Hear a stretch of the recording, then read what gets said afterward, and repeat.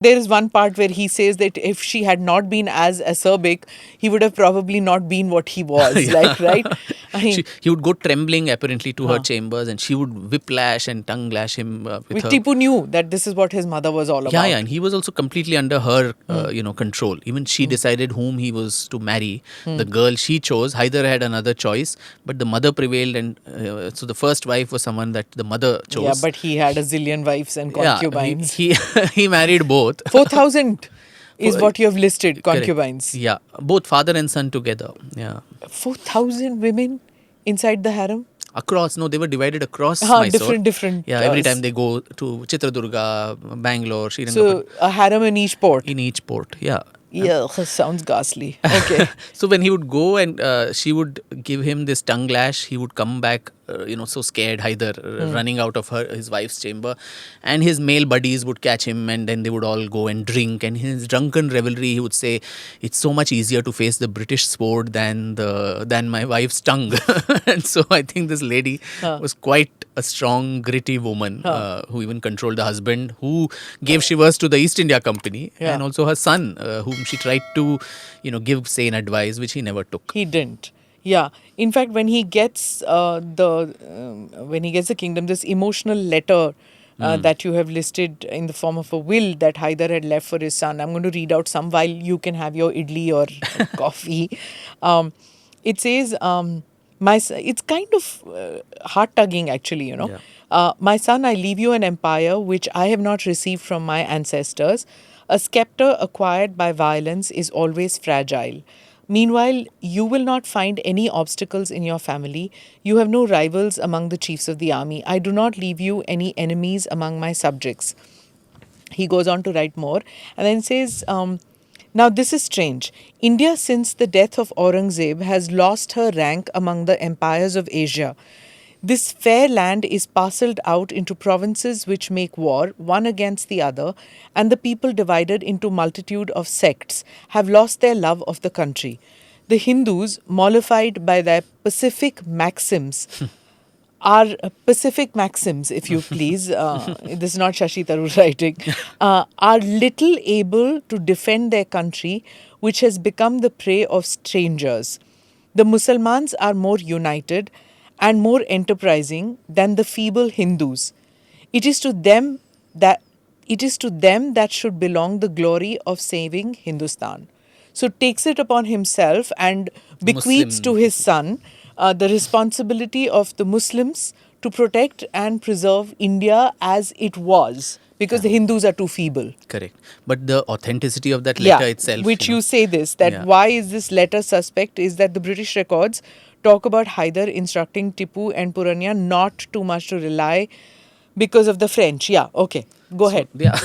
So some say it's a concoction of the French, because on one hand, the British records say he left a will saying don't trust the French. The French say all this. This was actually Michaud, one of the French historians, who quotes this letter. So authenticity is not there, but the father-son dynamic was fraught with so much of for all these uncertainty.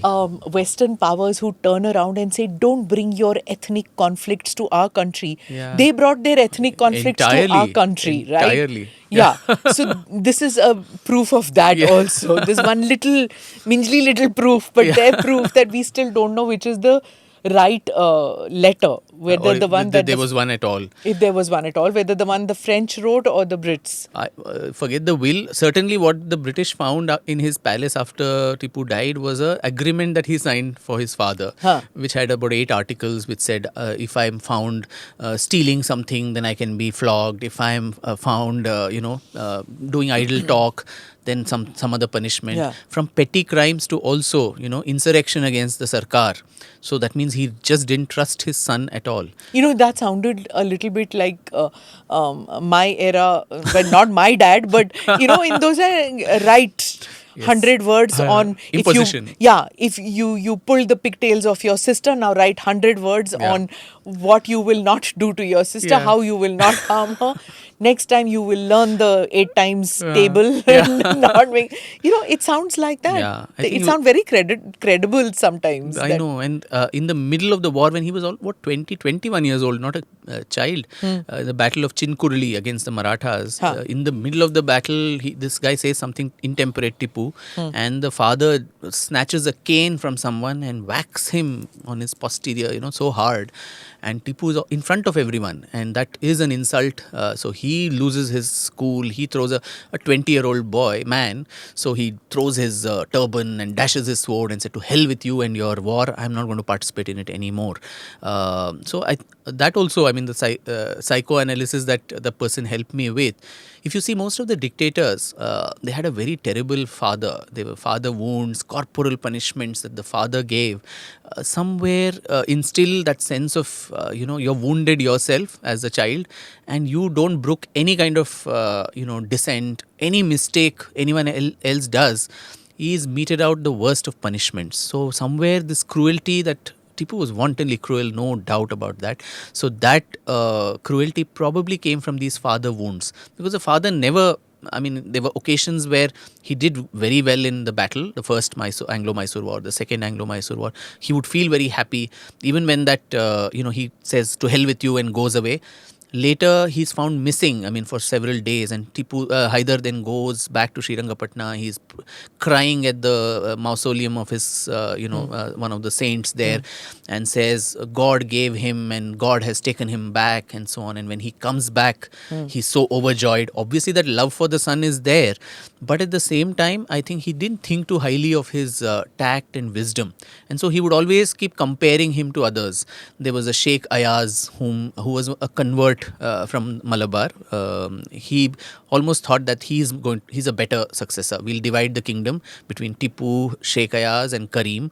And Karim was born of a lot of mental infirmity and so on. So he was really not the king material at all, not even a commander material. And there was another guy called Muhammad Ali, whom he had almost adopted as his son. So I look at this young boy who's growing up, first of all, having a bigotry sown in his mind quite early in life. By the tutor. A very, very controlling mother who can give shivers to a otherwise despotic father.